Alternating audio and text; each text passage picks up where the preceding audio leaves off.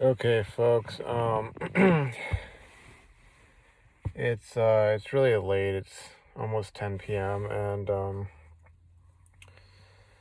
man, it's been a tough day. Um, I'm still dealing with the effects of what happened last week, and I have that exam tomorrow, and I'm really not feeling ready for it. Um, I did a whole ton of problems trying to prepare. I think I had maybe like 3 chapters left, which totaled maybe like, what would that be? 3 plus 4, maybe like maybe 18 problems left that I would do out of the textbook. But like,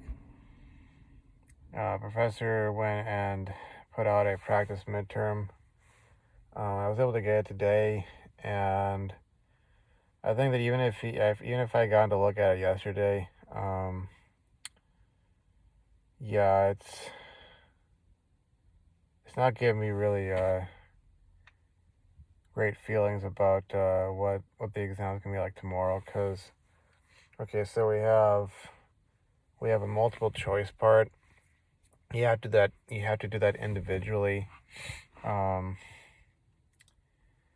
and that's 20 points. And then there's a second part, which is a free response, which I don't know how many problems he's gonna give us, but we will have basically 8 hours to do that, which sounds great and all, but like, um, you work on it with a partner. You have like um, you get the problem statement, you look at it, and I just got a partner right now, for the exam tomorrow. So, you look at it, you sort of brainstorm on how you're gonna solve things, and then you, basically split up, and each of you work on it, solve it, and then you have to submit it by midnight. And that, I don't know. I don't feel as great about that, and this class as I did last semester. And I'm sure a lot of it has to do with just, dealing with all the stresses and strains and distractions and such that I've had to deal with working at that crummy job for the last 6 months. Um, 'Cause there were just things impacting on my ability to put a significant amount of studying into this class. And even just, I mean, heck, even just like quote unquote going to class is an online class. So being able to log in on Zoom and like, I mean, dealing with people giving me guff about like, oh, seeing me at work, like after the work hours are up, like even though like, I've told them I have a class and all, and just, the hours. It's strange because like last semester, most of the semester I was working at the old place and it was a night shift job, 12 hours, all that kind of stuff, and somehow like I managed to do way better in that exam, or in that class rather, and on the exams. Um, it was strange because like, I think a lot of us, like, if let's say it was a good day and I went and I got 7 8 hours of sleep, I'd uh I'd wake up, around the time of class, and I'd be fully rested. I'd go into class, and then afterwards, I'd have an hour or two to do any sort of preparation stuff, getting cleaned up and dressed, and brush my teeth and all that sort of stuff, or go grab my meal I was gonna have for the lunch at work or whatever. Um, I'd have a couple hours to do that, and then I'd head off to go to work, and that worked out so much better. And besides, like, I didn't have all this sort of like BS going on at work at that place. I didn't have that sort of stuff draining my energy and draining my sanity and just putting me in a really really bad state of mind. And as tough as things got, and I know I had videos on this channel where I was like going on about how depressed I was and all that. As tough as things got, I somehow pulled off an A- in that class, and I was really happy with that. Um, but this class and this last job is just, it's been like a really toxic, dysfunctional, depressing, draining experience. And I mean, I'm hoping to God that, I do well enough and he curves the grade. Because otherwise, it's kind of like I'm gonna have to be going, okay, like, am I really gonna be able to do grad school? Am I really gonna be able to get in? You know, and it might mean looking at some other school in the area and just almost like starting all over again. Um, which you do that enough times, especially when you don't have like your youth to you and you don't have the money and all that kind of stuff. Things aren't going so great.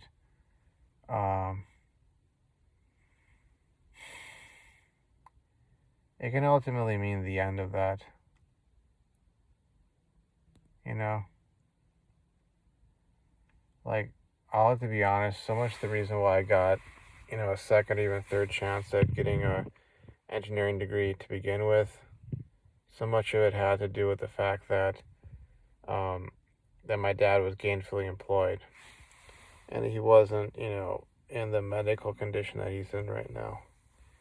Like, he still had enough life in him, enough fight in him, and he was doing relatively well, and so I didn't have to worry about that. Especially during the times when I was actually, 100% committed to completing all the classes that I needed to complete to get my degree. And that's not the case anymore. It's like, if I'm going to do this, it's going to be all out of my pocket. And I've been, working like a fiend over the last year and a half, almost 2 years now, to, basically to pay off all these debts and to get my finances right. And now at the same time, like, for a while there, that was okay for me to do. I could kind of like not take classes and feel like, okay, I'm still making progress or things. But then I somehow got bit by this I got to get me to grad school bug.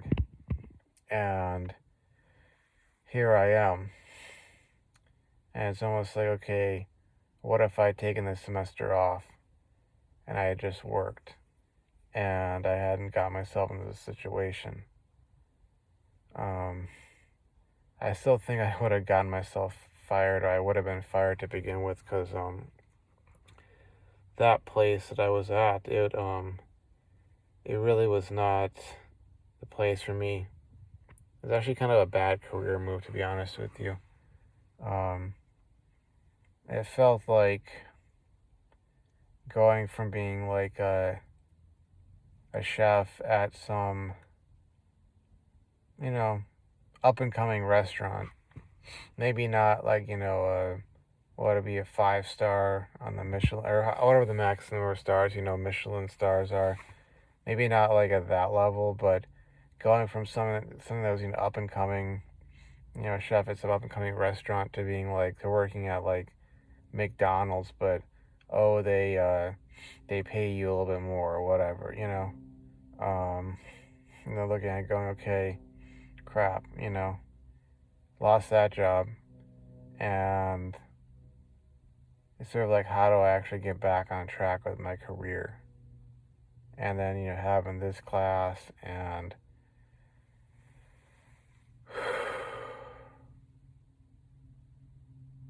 I've been really struggling to get through these last several days, especially. Mostly I would just kind of lay about in my room, going through YouTube videos, surfing the net, eventually getting bored of that, and going, okay, I'm going to solve some problems, because that seems to be the only thing else I can do that will entertain my mind, and getting a chapter done, and then going to bed. And, you know, all this time trying to figure out what would really be the best way to get ready for this exam. And honestly, like not having anything there that would make me feel like I was ready. And I don't know, this is this professor's plan. Throw something out there that's so involved and difficult that most of the people get, 50s, 60s, that sort of grade, sort of grade, or that sort of grade range. And then, later on be like, okay, I'll curve I'll curve the grade, that sort of a deal. I don't know if that's his plan. Because it's really demoralizing and really worrying. Because, you know, you don't want to go about things with that sort of perspective, that sort of angle on it, and then at the end have it turn out to be like, oh no, I'm not curving it. I mean, you all got 50s or 60s, for your average grade, and handful of you got C's, so I'm going to pass a handful of you, that sort of thing. You don't want it to be like that. I really do feel like I have been making something of an effort, but when you look at the grades, you get this take on things that it's like, okay, I haven't been trying, even if you really have been. And I've been amping up my efforts over the last couple of weeks, if not more than that, and really trying to get on top of things. So here I sit, and I don't know what to do. Like I'm gonna, because he did provide the solutions for the practice midterm, and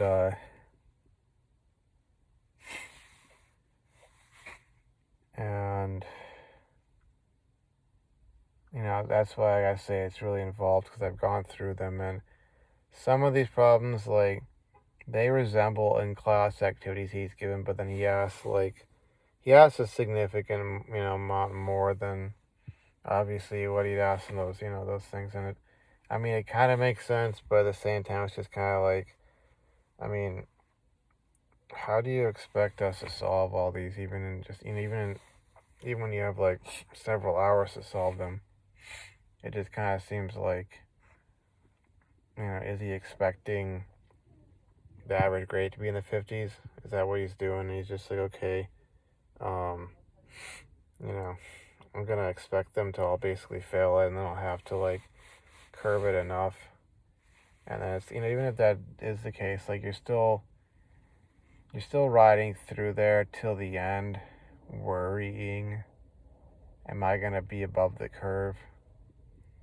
And that's where so much of my focus is on right now, because like everything else in my life pretty much sucks right now.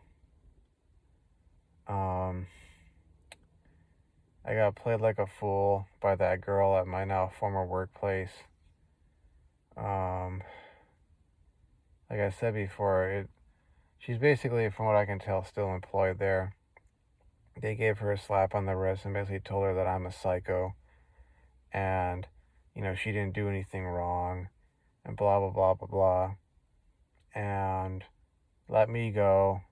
And I think they're probably letting also the other coworker go. They're not punishing the right people, in my opinion, or at least they're not punishing folks to the fullest extent, And even then, it's still like, it doesn't change the fact that morbidly obese, effeminate, loser got her, and everything's working out for them, and I gotta live with that. I gotta live with the fact that I'm where I'm at in life, and I'm basically just some loser, and my dad's basically homebound now. He has a physical therapist that comes by to try and basically help him out with stuff and get him doing exercises, to rehabilitate. And, my mom and my sister are fighting again. They, they have their beefs with each other, and my mom, says and does the things she says and does. My sister says and does the things that she says and does. My dad, is basically like they're just there sort of like a potato. He doesn't really do much anymore. I think a lot of it maybe he just doesn't care. And on top of that, maybe it's some things I've said, but sort of like both my parents are at that point in their lives where they should be retiring and just relaxing. And they got my sister, who's now in her 30s, living at home and with all of her health complications, which a lot of them I could try to trace back and say, okay, well, it's because she was messing around with the wrong people and she got herself into the situation. But ultimately it's like it's just all really sad.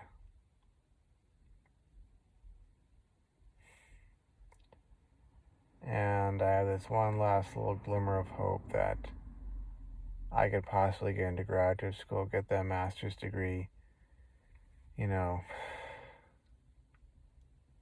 actually like take my life to a decent level and be able to do certain things. And having that taken away from me in one aspect or another, one way or another. As I sit here on day 170, I don't know what to do. I really don't. I feel browbeaten. I feel drained. I feel incapable and incompetent. I feel in over my head. I feel worn out. And you know what? I came very close to relapsing today. And my standard for considering a relapse is like a lot more stringent than it once was.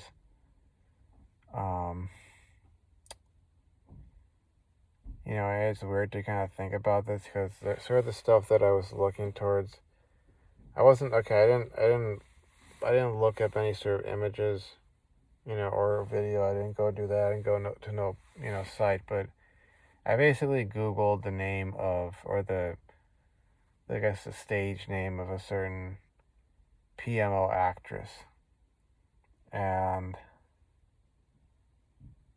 it's all kind of indicative of my state of mind because the subgenre is stuff that is sort of like, you only get into that kind of stuff as a young guy if you truly feel that you could never get with a young, beautiful woman, either your age or younger. And you're almost like banking on a certain aspect of hypergamy. Sort of like the alpha reinterest phase, that sort of deal. And like I said, I didn't go on any websites, I didn't look at anything per se. But it was sort of looking at it going like in my state of mind, like, what's the point? And going and looking and saying like, I want out of this state. I want out of this state of being. And obviously, like, the reason I didn't go follow through with it, because, it's because I know that it's not going to really solve anything. It's not going to really do any good. But, at the same time, like, I definitely was, like, in that sort of place of just wanting to give up. To give up and throw in the towel. Because, like, so much of what kept me on Nofap for these last, like, 5, almost 6 months, a lot of it had to do with this desire to sort of turn over a new leaf in life. And what I mean by that, well, I'll tell you that, like, at my old workplace, there were so many times where, like, I went into work and I had, just relapsed and I'd got into some really, dark stuff, so to speak. And I was just in this really messed up state of mind and, social anxiety to the max. Um, just acting in a really dysfunctional manner, essentially getting on the nerves of my coworkers who, um, they didn't report me, to HR or whatever. Um, but it was kind of like I'll get a hostile response from them, and it was one of the cases where like there are not one of, but there are multiple cases of this happening where it's kind of like I just had to sort of shut up, go into my shell, and just do my work, and eventually their anger at me would wear off, and we'd kind of go back to normal, but it would kind of repeat itself, and it was a cycle that was happening so much because I was relapsing to PMO. And when I left from there, I had just started off this streak. And, the day I started at this recent job that I just lost, I think I was literally like at or maybe a day or two off from being, you know, eh, on a month long, like a month long of being free from PMO. And I wanted to basically go on this whole path of like, working while being PMO free and doing that such that, I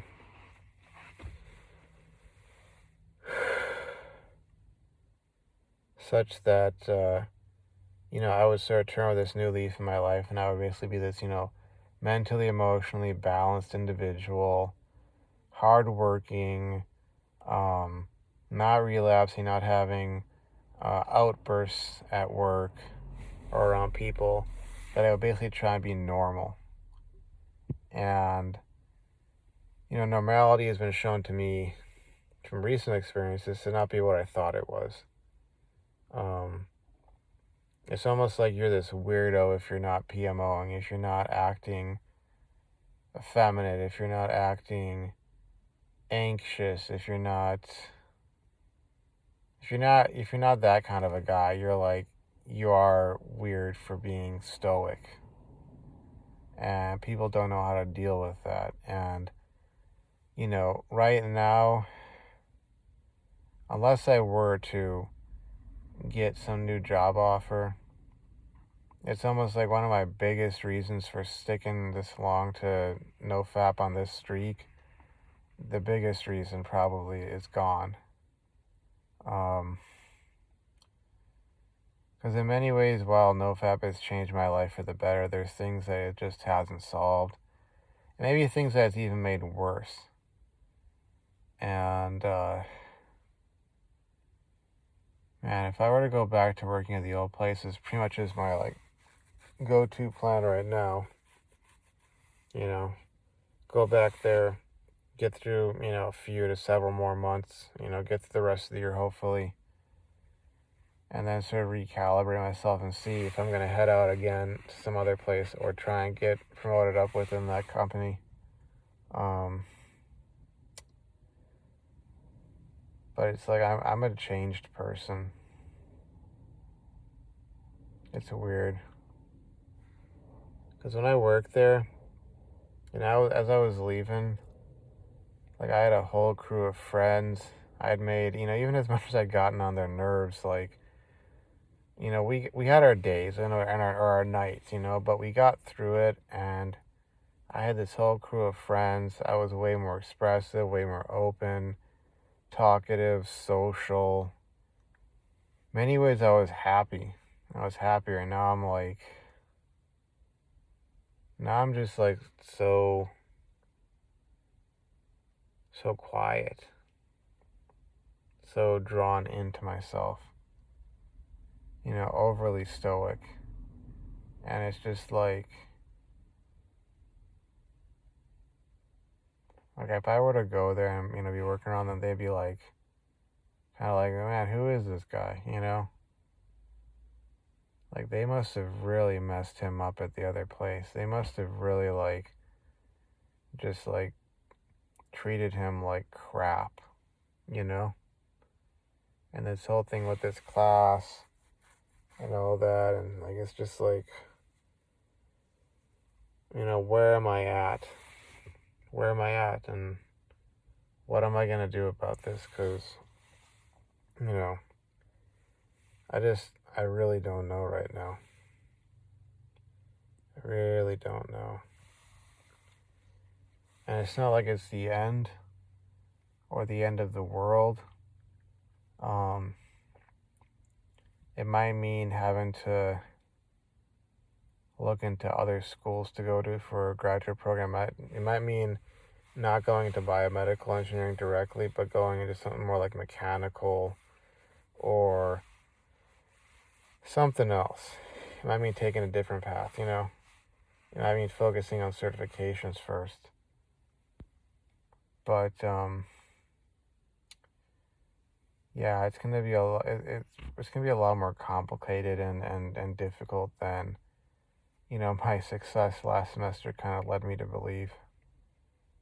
And I really don't know what the way forward is. I'm sure as heck not going back to my parents' home. I'm doing everything I can to never end up in that spot ever again. And it's kind of like recently I've been talking to my sister and my dad, trying to get moral support from them, and they've come through for me on that. I really do appreciate that. But at the same time, it's kind of like at this point where it's like now my sister's trying to rope me in to be, her ally against my mom and against my dad. And she was calling me today, and I was like in the midst of trying to work on those practice midterm questions, and it was like, I had to kind of make it clear from the tone of my voice and my wordings of things that, like I don't know, and I got this stuff to deal with right now. And it's sort of like, like I know when talking to her, or talking to any other woman for that matter, like, they're telling you about some situation they're in, how somebody's being a total jerk to them or whatever. Like, they're never really going to give you the full picture. And that's not to say that, whatever my mom or dad may have done to my sister was right. But, when I hear that kind of stuff, all the things that are going on, it's sort of like, I gotta take everything with a grain of salt. And I have to keep my distance. And that's one of those deals, like, if I were to wake up, one of these days and have, like, absolutely no debt, have all the money in the world, and I could do anything I could, want to do pretty much, other than, get this girl or that girl, that specific girl, or somehow mend all these, burnt bridges or whatever the heck.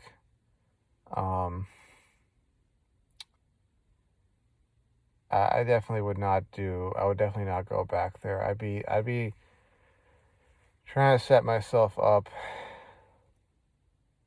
so I could do things that were in my best interest. And, I don't know what exactly that would be. So I'll get myself set up so I could go to school and not have to worry about money or a job, deal with all that kind of crap. Be able to go and travel and have some fun, work out, get in better shape, all that kind of stuff. Stuff like that. So yeah, here I am, day 170. You're trying to hold it together, not really knowing what the future holds for me at this point, but not feeling too great about it. So, I don't know. We'll see. But thanks for tuning in. Thanks for watching. And I'll see you folks around. Bye-bye.